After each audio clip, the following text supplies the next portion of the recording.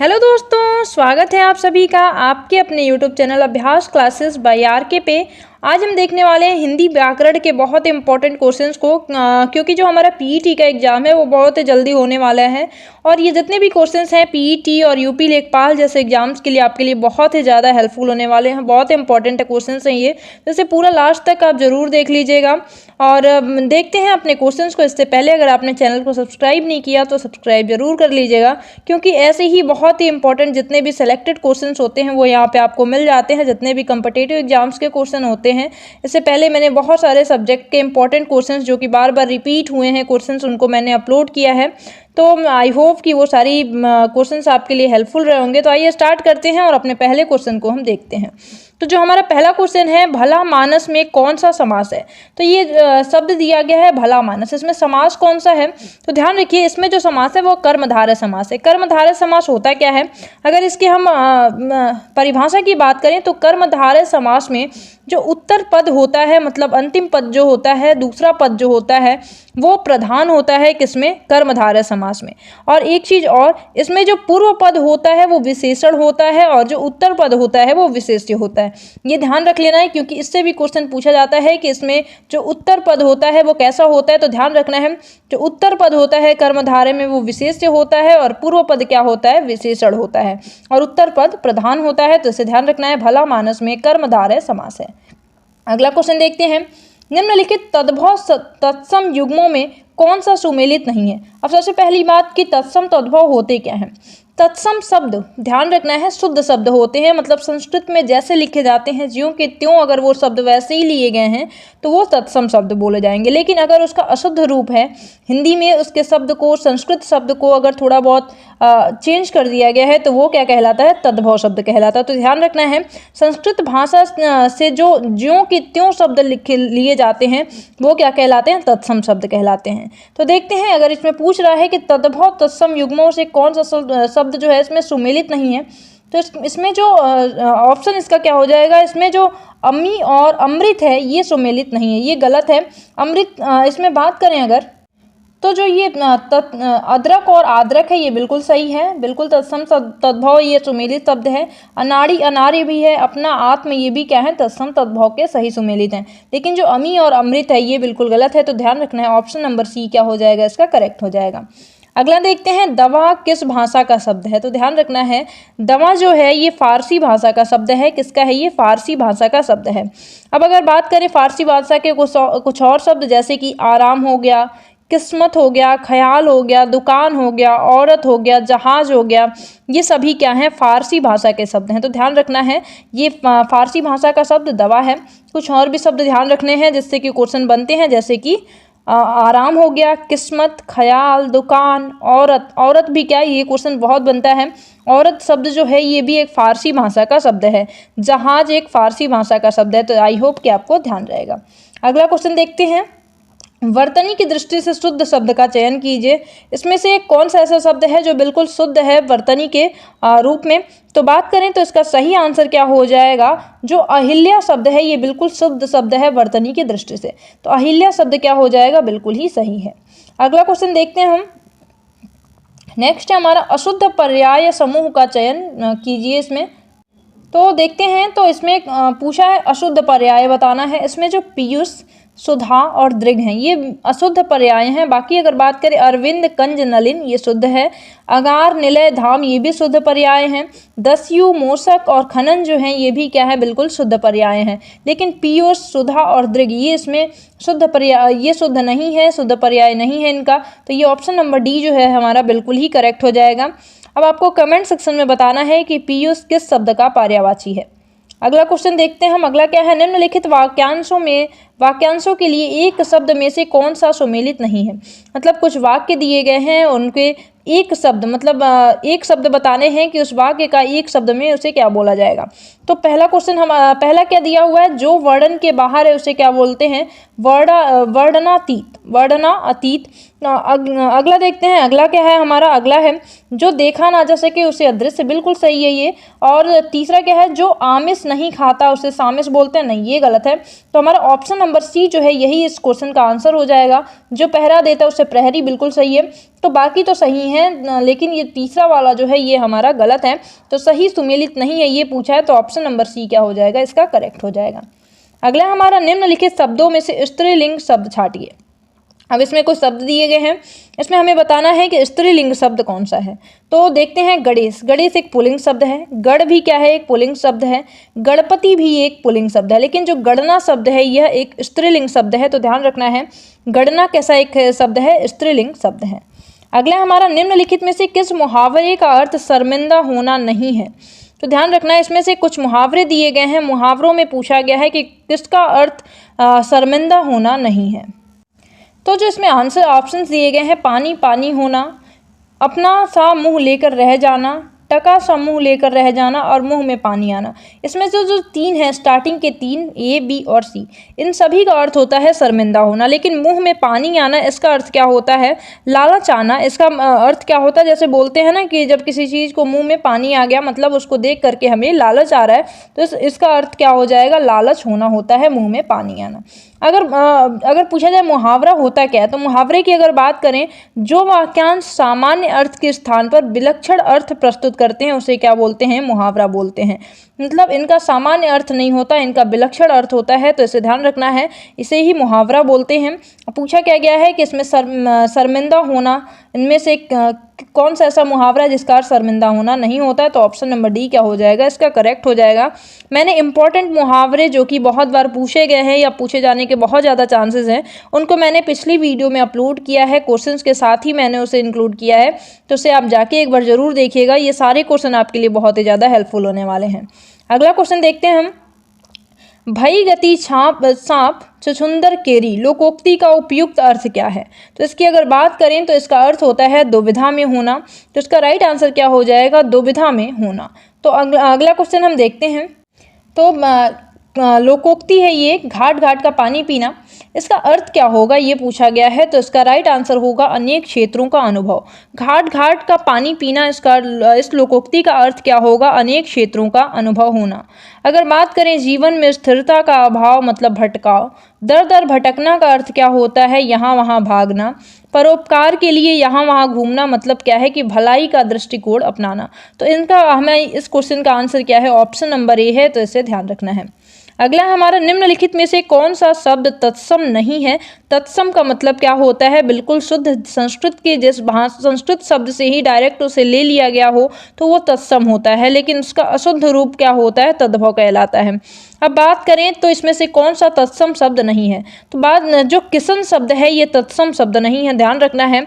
किसन जो है इसका तत्सम शब्द होता है कृष्ण, क्या होता है, कृष्ण इसका तत्सम शब्द होता है और इसका तद्भव क्या है, किसन है।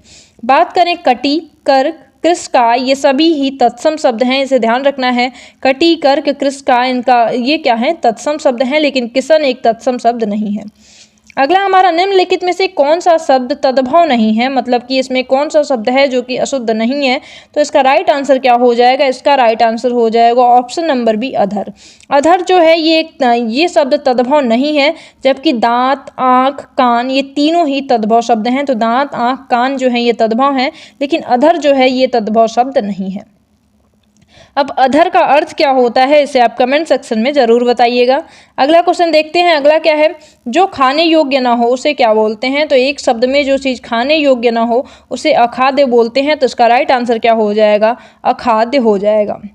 अगला क्वेश्चन देखते हैं, पुल्लिंग संज्ञा के स्थान पर स्त्रीलिंग कर देने से काला विशेषण का क्या रूप होगा। तो अगर काला को स्त्रीलिंग में परिवर्तित किया जाए तो ये काली हो जाएगा, मतलब इसका राइट आंसर क्या हो जाएगा, ऑप्शन नंबर डी हो जाएगा। नेक्स्ट देखते हैं अपना अगला क्वेश्चन, अगला है हिंदी में मैं का बहुवचन क्या होगा। तो अगर हिंदी में मैं का बहुवचन बताया जाए तो हम होगा, तो इसका राइट आंसर क्या हो जाएगा, हम हो जाएगा। अगला क्वेश्चन देखते हैं, चरण कमल बंदौ हरिराई इस काव्य पंक्ति में कौन सा अलंकार है। और ये क्वेश्चन बहुत रिपीट होता है और चूंकि हम 11th 12th या फिर 10th में भी ये सारी चीज़ें पढ़ते हैं तो इसमें कौन सा अलंकार है ये पूछा गया है और यही उदाहरण भी याद करते हैं, इसलिए आपको ये चीज़ें याद भी होंगी और ये क्वेश्चन पूछा भी गया है। तो चरण कमल बंदौ हरिराई में कौन सा अलंकार है, तो इसका राइट आंसर क्या हो जाएगा, इसका राइट आंसर हो जाएगा ऑप्शन नंबर बी। ये एक इसमें रूपक अलंकार है। रूपक अलंकार की परिभाषा क्या होती है, जहां उपमेय पर उपमान का आरोप किया जाता है, मतलब एक रूपता दिखाई जाती है। दो शब्द हैं जैसे चरण और कमल, ये इन दोनों में एक रूपता दिखाई जा रही है तो यहाँ रूपक अलंकार होता है। तो ध्यान रखना है, यहाँ चरण जो है ये उपमेय है और जो कमल है वो उपमान है और दोनों का भेद रहित आरोप यहाँ पे लग रहा है। दोनों में एक रूपता दिखाई जा रही है, चरण भी और कमल भी दोनों में एक रूपता दिखाई जा रही है। तो यहाँ पे कौन सा अलंकार हो जाएगा, रूपक अलंकार हो जाएगा। अगला क्वेश्चन देखते हैं, इनमें से कौन सा कथन पूरी तरह तत्पुरुष समास से संबंधित है। तो तत्पुरुष समास की पहली बात तो परिभाषा क्या होती है, इसमें दूसरा जो पद होता है मतलब जो उत्तर पद होता है वो प्रधान होता है, तो ये तत्पुरुष समास की परिभाषा होती है। तो इसमें देखते हैं, इनमें से प्रायः जो उत्तर पद होता है वो क्या होता है, प्रधान होता है। तो ऑप्शन नंबर सी क्या हो जाएगा, करेक्ट हो जाएगा। तो हमारा नेक्स्ट क्वेश्चन क्या है, नेक्स्ट है हमारा यथोचित का सही संधि विच्छेद क्या है। तो बात करें यथोचित, तो इसमें संधि कौन सी है ये ध्यान रखना है, इसमें गुण संधि है। कौन सी संधि है, तो गुण संधि है।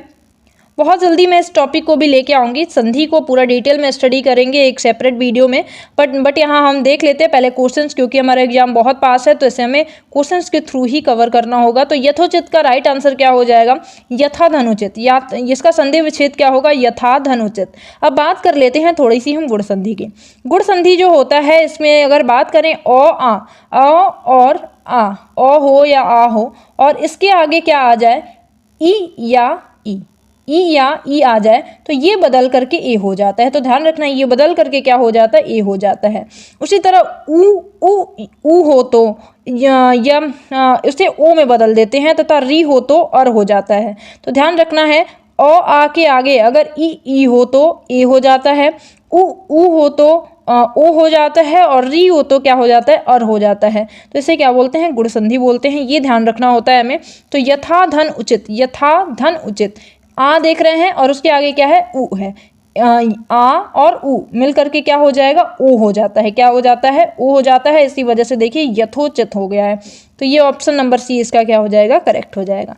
नेक्स्ट देखते हैं, निम्नलिखित में से शुद्ध वाक्य का चयन कीजिए। तो इसका राइट आंसर क्या हो जाएगा, ऑप्शन नंबर सी, यमुना का पानी गंदा और प्रदूषित है। ये जो वाक्य दिया गया है बिल्कुल करेक्ट है, बिल्कुल करेक्ट वाक्य है। तो ऑप्शन नंबर सी इसका सही हो जाएगा। अगला क्वेश्चन देखते हैं, आंसू पीकर रह जाना मुहावरे का सही अर्थ क्या होता है। तो ये हम बहुत अपने डेली लाइफ में भी बहुत सुनते हैं। आंसू पीकर रह जाना मतलब कि चुपचाप किसी दुख को सह लेना ही इसका अर्थ मतलब क्या होता है, आंसू पीकर रह जाना। आंसू पीकर रह जाना का सही अर्थ क्या हो जाएगा, चुपचाप दुख को सह लेना, इसका राइट आंसर हो जाएगा। अगला क्वेश्चन देखते हैं, जैसे कि कोई वाक्य प्रयोग कर लेते हैं, बेटी को विदा करते समय पिता आंसू पीकर रह गया, मतलब दुख तो हुआ लेकिन उसने उसको चुपचाप सहन कर लिया। अगला क्वेश्चन देखते हैं, वेतन वृद्धि में योजक चिन्ह की जगह कौन सा कारक चिन्ह आएगा। वेतन और वृद्धि के बीच में हम कौन से इन कारक चिन्ह का यूज कर सकते हैं। तो राइट, जो कि राइट हो, तो इसका राइट आंसर क्या हो जाएगा, में, वेतन में वृद्धि, वेतन में वृद्धि। तो इसका राइट आंसर क्या हो जाएगा, वेतन में वृद्धि। नेक्स्ट मतलब में का यूज कर सकते हैं। अगला क्या है हमारा, अगला है कर्म कारक के लिए प्रयुक्त होने वाला चिन्ह है। तो कर्म कारक जैसे कर्ता ने कर्म को, ये आप याद किए होंगे आई होप, कर्ता ने कर्म को, करण से, ऐसे जब हम चीज़ों को याद करते हैं मतलब कर्म को, तो कर्म कारक के लिए जो प्रयुक्त होने वाला चिन्ह है वो क्या होता है, को होता है। तो राइट आंसर क्या हो जाएगा, इसका को हो जाएगा। नेक्स्ट देखते हैं अपना, नेक्स्ट है ये कुछ निर्देश, मतलब वही वाक्य अशुद्ध भाग का चयन करना है हमें। कुछ वाक्य दिए हुए हैं उसमें से बताना है, जो कि 4 भागों में होगा, A B C D। उनमें से कौन सा ऐसा वाक्य है जो कि इनकरेक्ट है, करेक्ट उनमें नहीं है। व्याकरण की दृष्टि से देखना है इस चीज़ों को। जैसे कि एक सेंटेंस है, बीमारी के निमित्त मैं कल कॉलेज न जा सका, और लास्ट का होता है कोई त्रुटि नहीं। तो इसमें से बताना है कि इसमें कौन सा ऑप्शन इसमें करेक्ट है जिसमें कि मतलब वो शुद्ध नहीं है, सही रूप से नहीं है। तो इसका राइट आंसर क्या हो जाएगा? Right answer option number A, बीमारी के निमित्त। ये जो है गलत है, तो यहाँ पे राइट आंसर क्या हो जाएगा? बीमारी के निमित्त मैं कल कॉलेज न जा सका। ये तो बाकी तो सही है, लेकिन बीमारी के निमित्त जो है ये ऑप्शन गलत है। नेक्स्ट हमारा क्वेश्चन वैसे ही कुछ वाक्य दिए गए हैं। वाक्य क्या है? यदि पर्यावरण की रक्षा न की गई तो एक दिन ऐसा आएगा जबकि मनुष्य का जीवित रहना दूभर हो जाएगा। इसमें बता सकते हैं आप कि कौन सा इनकरेक्ट है, कौन सा वाक्य है जो इसमें गलती है। तो इसका राइट आंसर क्या हो जाएगा? बी। बी जो है इसमें गलत है। तो बी जो है यहाँ अगर हम इसकी बात करें, एक मिनट, इसकी बात करें तो जो बी है ऑप्शन इसमें करेक्ट हो जाएगा। बी का मतलब ये ध्यान रखना, इसमें इनकरेक्ट है। ये कैसे इनकरेक्ट है? तो ध्यान रखिए, अगर हम फिर एक बार पढ़ के देखते हैं, यदि पर्यावरण की रक्षा न की गई तो एक दिन ऐसा आएगा जबकि नहीं होगा, यहाँ पे जब होगा। क्या होगा? जब। तो जब अगर हम जब लगा देते हैं तो ये करेक्ट हो जाएगा। जैसे कि यदि पर्यावरण की रक्षा न की गई तो एक दिन ऐसा आएगा जब मनुष्य का जीवित रहना दूभर हो जाएगा। तो यहाँ पे जबकि जो है ये गलत है और इसी वजह से ऑप्शन नंबर बी जो है ये इनकरेक्ट है। नेक्स्ट है हमारा पहाड़। एक में पहाड़ दिया गया है, पहाड़ के ऊपर एक मंदिर है और लास्ट में दिए गए कोई त्रुटि नहीं है। तो इनमें से कौन सा है जो कि इनकरेक्ट है? तो इसमें कोई भी इनकरेक्ट नहीं है, मतलब कोई त्रुटि इसमें नहीं है। तो ऑप्शन नंबर डी जो है बिल्कुल करेक्ट है। पहाड़ के ऊपर एक मंदिर है, बिल्कुल ही करेक्ट शब्द है, करेक्ट वाक्य है, इसलिए ऑप्शन नंबर जो डी है इसका करेक्ट हो जाएगा। तो आई होप कि आपको वीडियो जो है वो पसंद आई है। ऐसी ही इंपॉर्टेंट वीडियो को पाने के लिए चैनल को सब्सक्राइब जरूर करिएगा, क्योंकि जितने भी एग्जाम्स के पॉइंट ऑफ व्यू से आपके लिए जो भी क्वेश्चंस इंपॉर्टेंट होते हैं वो मैं लेके आती हूँ, सेलेक्टेड लेके आती हूँ, जो कि बहुत बार पूछा गया हो। तो मिलते हैं अगली वीडियो में ऐसी ही इंपॉर्टेंट क्वेश्चंस के साथ, ऐसे इंपॉर्टेंट टॉपिक के साथ। तब तक के लिए bye bye, have a nice day, thank you so much.